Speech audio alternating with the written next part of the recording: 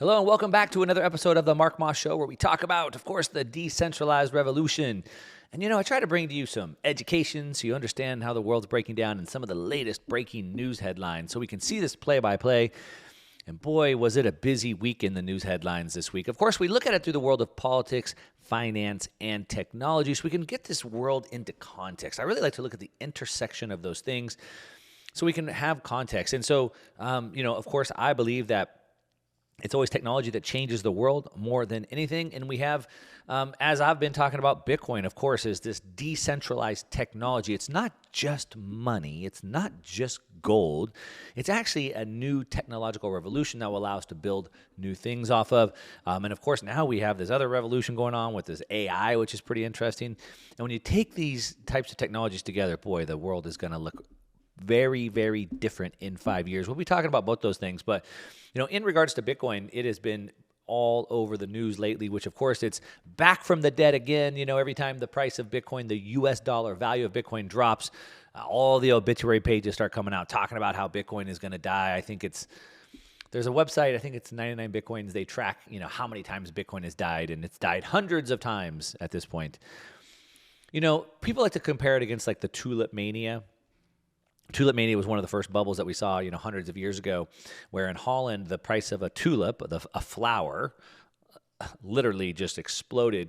And for some reason, just people got into this mania and they were paying more and more and more and more and more and more and more and more for the tulips. And then boom, the bubble burst and they became worth nothing.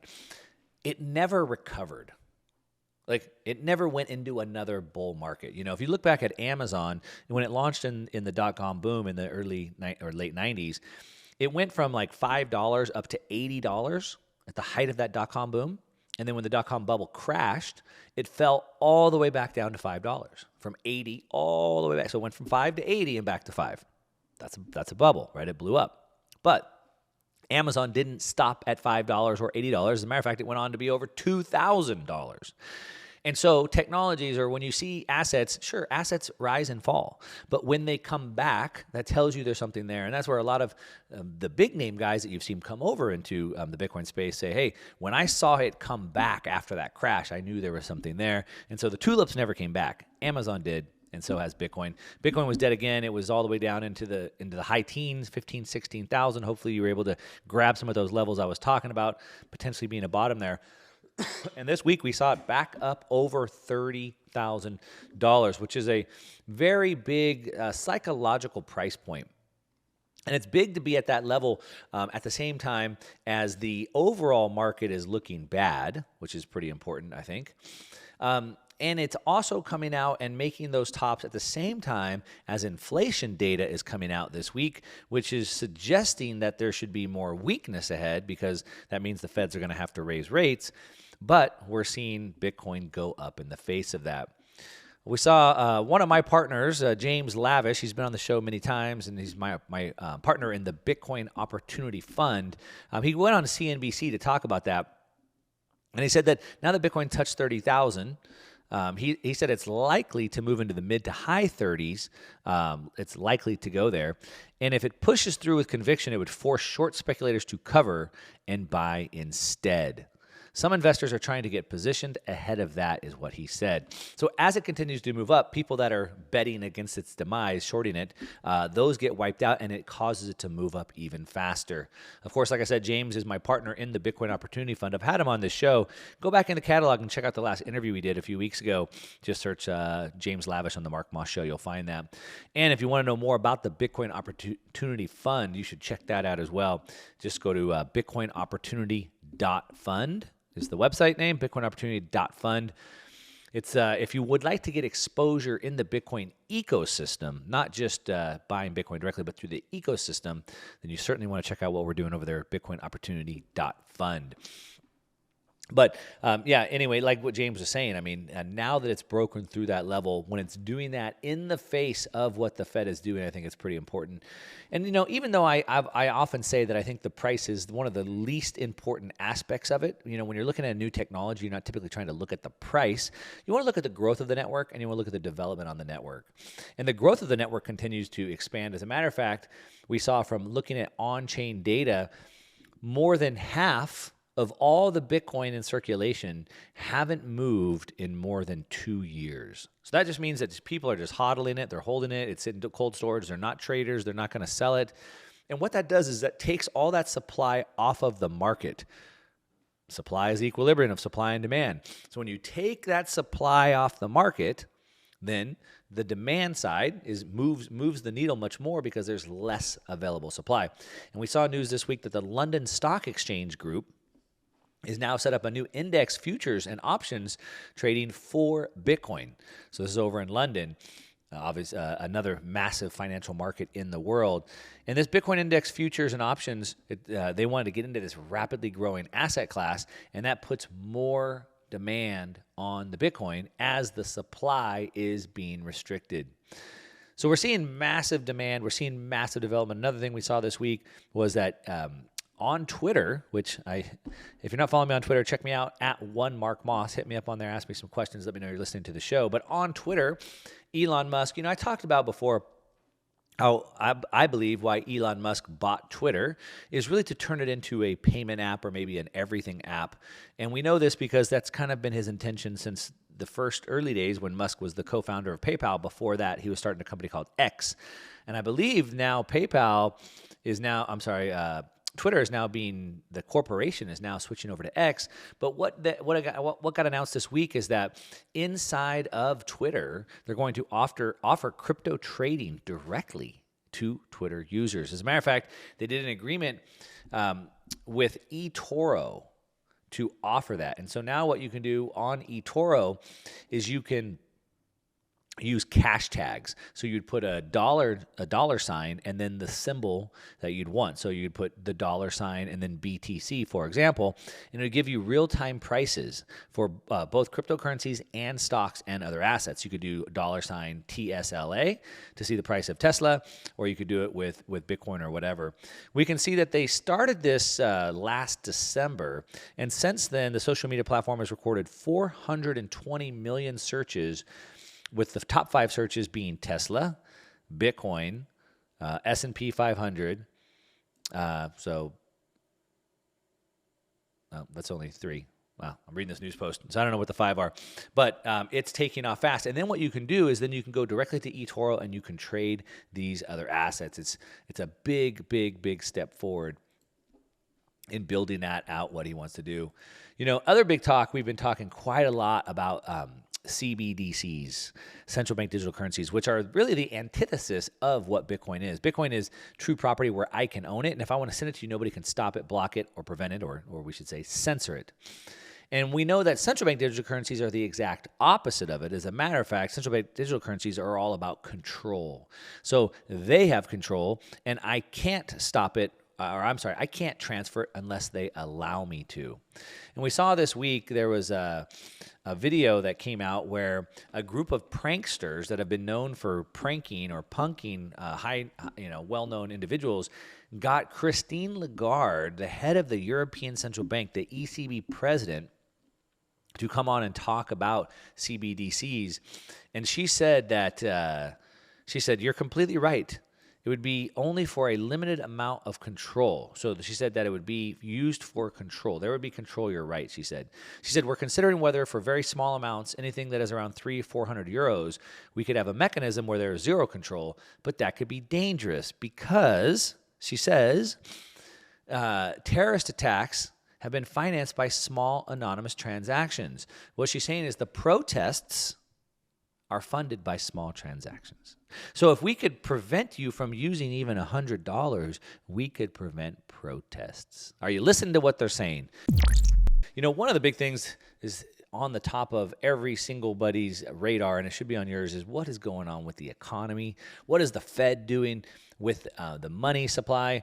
So you can make plans for yourself, for your family, for your spending, for your savings, for your retirement, and your business.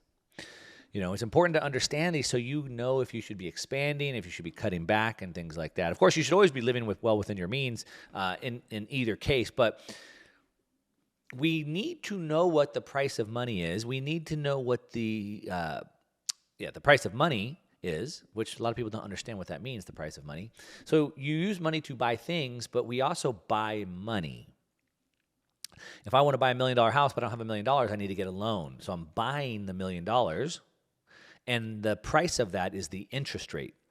And so if I know what the price of the interest rate is, if I know what the price of money is, I can make my plans. If I know that the price of money is 7% interest, then I know that I have to get an investment that will pay me more than the 7% interest. But when the price of money is zero or negative, I don't know what to do.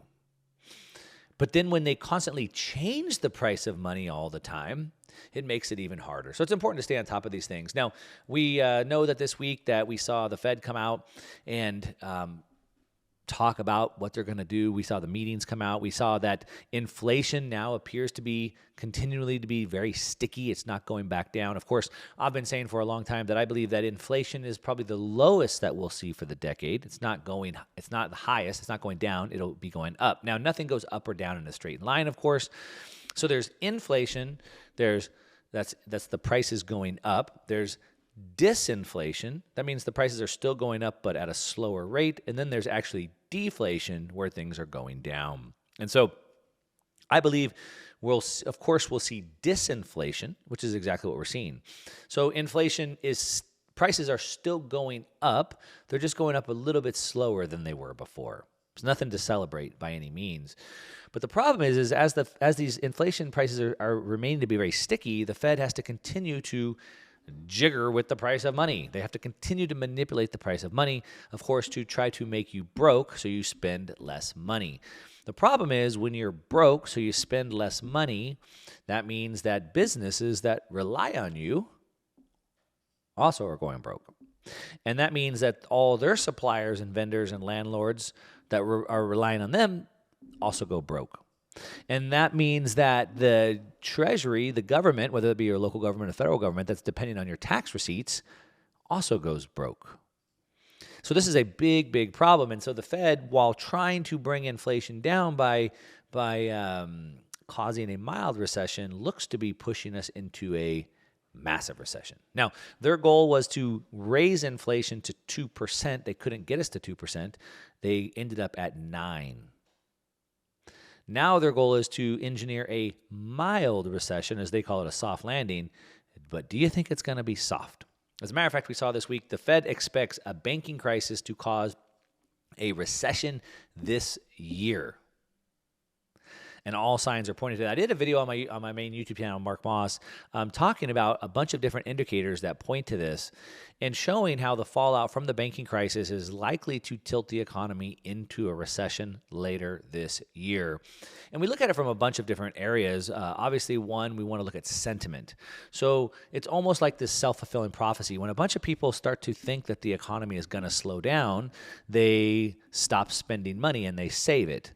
But then by them not spending money, it starts that spiral I already talked about. Now the stores don't get money, now their vendors don't get money, etc. So it's almost like just by them thinking that it's going to happen, they'll start to change their behaviors, which then actually leads to that happening.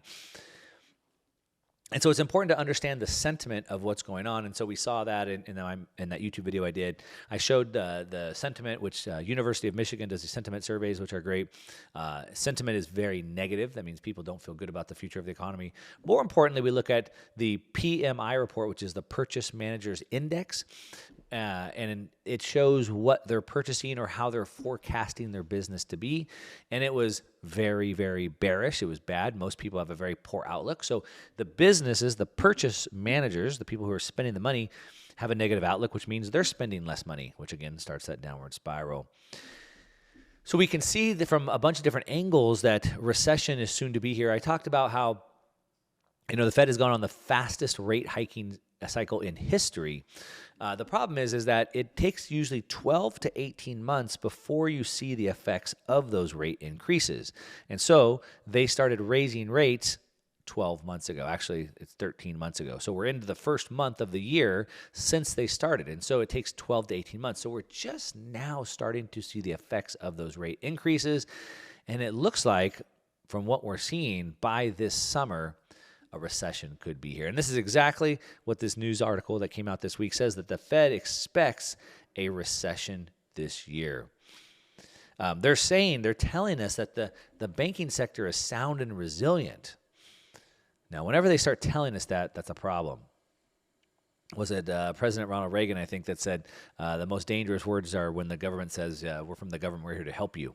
And so when they're saying, hey, don't worry, everything's going to be okay, it typically means that they're not. Typically means that they're not going to be okay. And part of this is also being driven by, one, of course, the Fed's trying to push demand down by making us broke. It's also by causing crises throughout the economy, particularly around energy. And, of course, a lot of that's being done by these ESG narratives and these bans on natural gas and regular energy that are happening. As a matter of fact, the Biden administration came out this week with more executive orders to push this clean, green climate agenda that they have. And that is going to cause more hardships in the economy. They want to ban gasoline-powered cars. They want to push everybody to electric cars. But, of course, everybody doesn't have the money for that.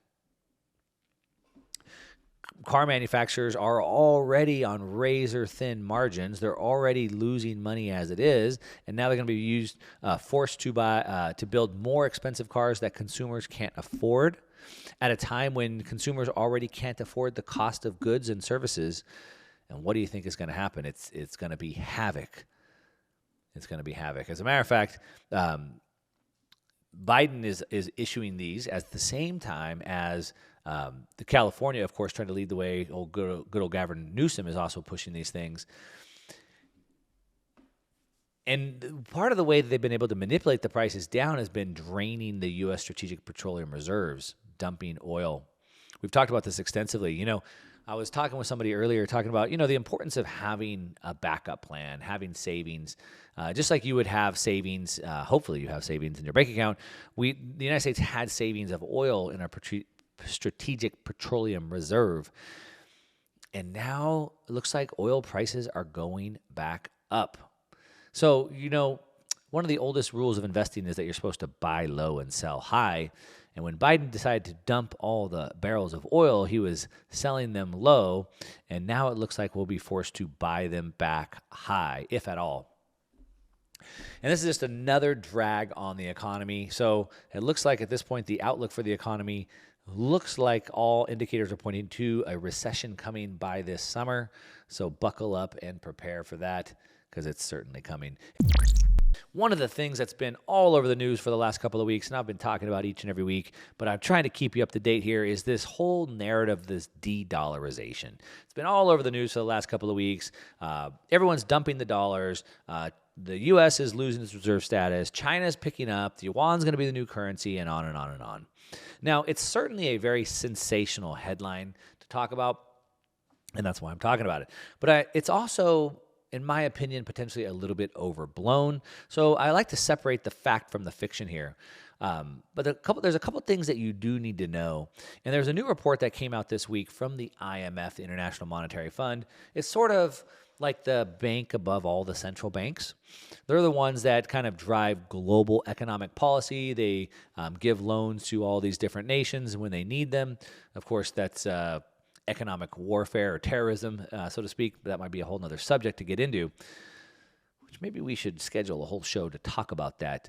I think there was a book called Confessions of an Economic Hitman, which basically kind of explains what the IMF does with these predatory loans, putting nations into servitude by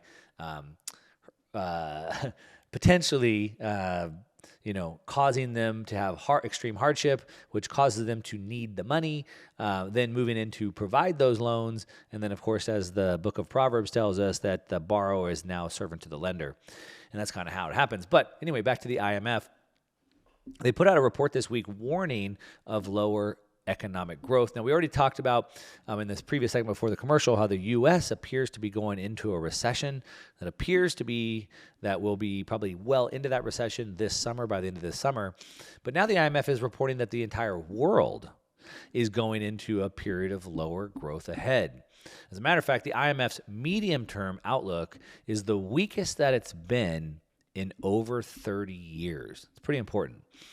I say this all the time, talking about this decentralized revolution. The world is changing. We're going into a world that's different from the world that we've been in. And so most of us have been in this period that I like to say is sort of like this anomaly in history. It's been an era of extreme peace and global cooperation, and that's allowed for economic growth. But the problem is that 50 years ago, we got off of the gold standard. We've been in this age of fiat money, and we've printed hundreds and hundreds and hundreds of trillions of dollars of assets out of thin air. As a matter of fact, just in the derivatives markets alone, there's something like over a quadrillion, whatever that is, like a quadrillion dollars worth of derivatives in that market. And all of that has come in the last 50 years, and we're starting to see the effects of that. I mean, we've been seeing the effects for a long time, but they're really hitting us hard right now. And it's interesting that the IMF's outlook is the weakest it's been now in over 30 years. Now, the entire world is being ravaged by inflation, not just the United States, and that is because the increase in the money supply. I talk about this all the time. I don't want to go super deep into that, but we've been kind of taught that today, and I don't want to say taught because nobody teaches us about this, but what the narrative that you hear all over the news is inflation, inflation, inflation, but inflation being prices of goods and services going up. Per the Austrian definition, it's inflation is when the money supply increases. And so when you increase the money supply, like we have in the last 50 years, rapidly increasing the money supply, then you have more money chasing goods and services. So then the price of all those goods and services go up. So inflation is a big problem in the United States, but because we have the reserve currency status, we have the benefit to basically offshore most of that inflation. But the rest of the world, they're suffering from inflation big time. And as a matter of fact, that's what the IMF report was talking about, how inflation is ravaging the world, how that's lowering growth because prices are so high, it's stunting growth now. And they're claiming that inflation won't return within target ranges before 2025. Now, I would disagree with that. I would say they're not going to return to target ranges this decade. Not unless they, of course, go back and change the way they count them, which, of course, they will. They already are. In the United States, they're already doing that. But in this IMF report, they said it won't return to ranges before 2025. But they also highlighted a new threat to global growth, and that is exactly what we talk about on the show every week. In their words, quote, geoeconomic fragmentation. End quote. I call it the decentralized revolution. They call it geoeconomic fragmentation. So basically, instead of the entire world working together on a global reserve currency, having free and open trade, instead we'll have this fragmentation where each country is out for themselves. Every nation wants to use their own currency. Every nation wants to worry about their own people. And instead of this world where we have these just-in-time supply chains where everybody's supplying things to everybody, it's now going to be just in case. I better hold on to these assets, these commodities, just in case I need them. And that's exactly what the IMF is saying. So backing me up there. Good job, IMF. The decentralized revolution is real. They say that's the number one threat to global growth, geoeconomic fragmentation. And what we can see based off of this information, or already in front of this information, is boardrooms and cabinets are watching this. And the IMF is basically saying kind of what I said before. It's like this self-fulfilling prophecy where they're watching this and they start to tighten their belts in anticipation of tougher times. But then in turn, this brings the very slowdown that they were trying to warn about. So the self-fulfilling prophecy. Now, good old Treasury Secretary Janet Yellen, she told everybody to take a chill pill. Hey, pause with all this recession stuff. As she says, quote, the outlook is reasonably bright, she says, end quote. Well, I hate to say it, but Janet Yellen is not reasonably bright. As a matter of fact, she's very book smart. She's been at the highest level of educational institutions for most of her career, and she could probably get into modern monetary theory and Keynesian economics much better than I could. She's not extremely bright in how the world actually works, having never probably tried to ever run a household. She's probably never balanced a budget. She's certainly never ran a business. She's a professional teacher. And unfortunately, maybe partly to do with her age, and I'm sorry if you're an old person, you take offense to this, but I don't think she's all there. As a matter of fact, I listened to this interview with her yesterday, and she just can't even seem to get a coherent sentence out. She can't even answer very, very basic questions, certainly not answer them straight. Maybe part of it is deflecting away from the answer, but to listen to her tell us that it's reasonably bright doesn't bring a lot of confidence. As a matter of fact, she said in 2017 that she didn't think we would see another financial crisis in our lifetimes. Well, we're certainly there. So she's been wrong over and over again. I don't know why we continue to listen to her.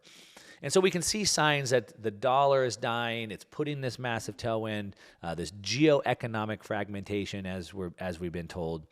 The IMF also warns that China's currency could create risk for the entire financial system. Dr. Doom, economist Nora Rubini, he predicts that the global reserve currency system is shifting, again, from a unipolar to a bipolar world, again, as I call it, the decentralized revolution. He expects most countries that attempt to reduce their reliance on the U.S. dollar to move to the Chinese yuan as an alternative to the U.S. dollar. Now, because of this, we can see shares of the yuan as a global currency have been growing, but they're still tiny. As a matter of fact, we know that a year ago, Chinese yuan made up about 2.5% of global trade. Now it's about 4.5% of global trade. Now the euro is at 6%, so it's catching up to the euro, but the US dollar is 86%. But that's a reserve currency. Now we have a reserve currency. We also have a reserve asset. Now the asset is where they store their wealth. Now what we can see is that central banks over the last 10 years have been buying less and less treasuries, US dollars, that's been going down. And they've been buying more gold. As a matter of fact, more gold was purchased by the central banks last quarter than any time in history. So that's the trend. They're dumping dollars, they're buying gold. However, this is going to take decades to play out. A lot of people, myself included, are concerned about the way the world is moving, the way the world is changing. One of the things that we see in the United States and all over the world for that matter is this cultural war, where values are being pushed onto us that we don't want, we don't like. And when you look at countries that have gone through this, like the Bolshevik Revolution in Russia in the early 1900s, like Mao's Great Leap Forward in China in the mid-1900s, in the 40s and the 50s, they go through these cultural wars.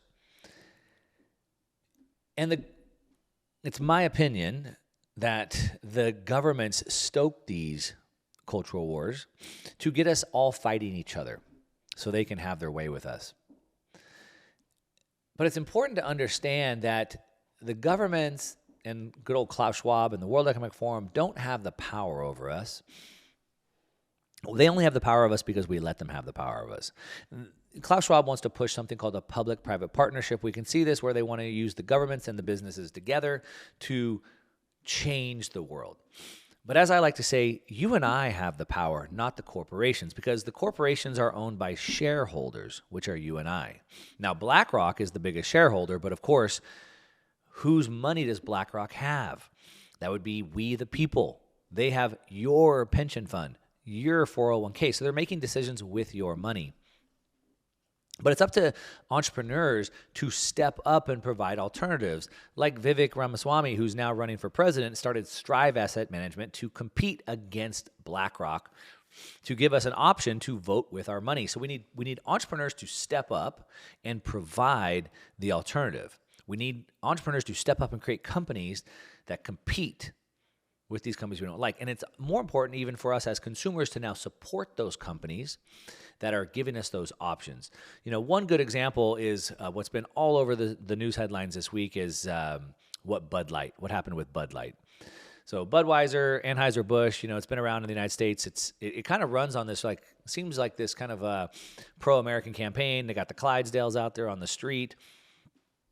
But they really went in a different direction this week by running an entire campaign with Dylan Mulvaney, who is a biological male that's running around as a female, a drag queen. And Budweiser decided to fully embrace that, put his face all over the cans, start running all this advertisement with that. And a lot of people don't like it. Now, as a brand, you're trying to appeal to customers, and apparently the head of marketing decided that they wanted to be more inclusive. And they thought that they should reach across the aisle, and apparently using a drag queen and putting them all over cans was going to be the way they would be able to do that. The problem is they weren't really prepared for the backlash that happened. We saw Kid Rock, made a video on Instagram with a gun, shooting a whole bunch of Bud Light. We've seen people dumping out, pouring Bud Light everywhere, and we've seen Bud Light has lost over $4 billion since making that move. Now, the thing that's important to hear is not so much what's happening with Bud Light or even specifically into the trans movement or whatever. The point here is that us as consumers need to vote with our money. So if you're happy with that move, if you like Bud Light using a drag queen and putting their face all over cans, then you should certainly go buy Bud Light and vote with your money over there. However, if you don't like that, if you don't think that's appropriate, then you should not be giving your money to Bud Light. And more importantly, what we need entrepreneurs to step up and create the counter to that. So we see that craft beer is massive in the United States, for example. So if you're an entrepreneur and you have a beer company, what you might want to do is now promote your beer company as the counter to that, as a different set of values. Okay, if Bud Light wants to be the brand for trans, trans and drag queens, okay, fine, let them be that. And then let's start another beer company that's for traditional values. We need entrepreneurs to step up and fill that void. Then us as consumers need to step up and vote with our money. Unfortunately, we've had this, I don't know, I haven't done enough research into this, and I don't know if we'll ever really know. Apparently, the top brass at Bud Light have come out and sort of disavowed this, saying, hey, we didn't make these decisions. We were never apprised of this. We didn't know that they were going to hire this trans person to put them on the cans. This was made at this low-level decision, so they're trying to sort of like distance themselves from this. Of course, it doesn't help that they lost $4 billion, so they're trying to do anything they can to do damage control. But I think it's important to understand, like I said, if this is where they want to put their money, if this is where they want to align their values, then they have to choose to do that. But the problem is, by trying to be more inclusive with a small group of people, they've excluded a larger group of people. Now, what I don't know, but it appears that it could be maybe potentially some of the problems that they've had is that these big corporations are being squeezed by the government. Remember, public-private partnerships. So you have the governments and the businesses working together. So they're pushing these ESG and DEI narratives on them, meaning that they're, in order to be a good company in good standing with the government, in order to get financing from the bank, in order to get stocks to be purchased and recommended by Wall Street, then you have to meet these DEI and these ESG goals. So it might be that these big companies maybe don't want to do this. It could be. I don't know. It could be that they don't want to do this, but they're almost really being forced to do this, because if they don't do it, then they'll get shunned. They could potentially lose their tax breaks. They could potentially be, targeted by the government. They could potentially be losing their credit lines, their bank accounts, their funding, all those types of things if they don't do these things, because of these DEI and ESG mandates that are put in. Now, I'm not trying to run cover for Bud Light. It doesn't matter to me. If they've caved because of those, then they have to deal with the consequences of that. And again, the economic voting, the capitalist system will correct this. Okay, so fine. Bud Light, potentially, maybe they were pressured by these DEI and ESG narratives to do this. Then they were hoping that by using these narratives or by hitting these agenda goals, that they would continue to be in good graces with the government and Wall Street. But what they forgot was it was the consumers that drive the market. So what should happen in a free market? Great, you did that. You caved to pressure because of whatever reason. You made those decisions. Now you're forced to deal with that. Now let's see entrepreneurs rise up, provide the counter to that. Let's vote them out. Let's see these other companies get the money. Let's see these other countries rise up, and then see the negative effects over there. This is what we've seen. If you guys haven't checked out, I recommend it. Check out Jeremy's Razors. Just go to their website, read their story. That's exactly what they did. Ben Shapiro was sponsored by a company called Harry's Razors that was pushing values they didn't like. So they started a new company called Jeremy's Razors, which is the counter to that. They now launched another one to counter Hershey's chocolate bars. You all know Hershey's chocolate bars. Hershey's chocolate bars also went woke and started pushing, for these trans issues. And so Jeremy's Razors, an entrepreneur, stepped up to create a counter to that. So it's worth checking out. They have some really clever ads on YouTube. Just Google that or go on YouTube for Jeremy's Razors or just search, I don't know, Jeremy's Chocolate Bars. And you'll see those. But this is what we need. And so this is my challenge to you. If you're an entrepreneur, it's time for you to step up. It's time for you to create the counter business to counter the narrative that you don't like. And if you're a consumer, my challenge to you is to step up and support these businesses that are giving you a chance to vote with your money. I think you all know by now your vote at the booth doesn't mean as much as it used to. But your economic vote has even more power. So if you're an entrepreneur, step up and create these businesses. If you're a consumer, step up and support these businesses. And I believe that we can have more change through the economic means, through the capitalist system, than any other way. And it can happen fast. If you're just tuning in, you're listening to The Mark Moss Show, talking about the decentralized revolution, of course, going on a rant of how we can change things for the better. That's what I got. Thanks so much for listening. Until next time.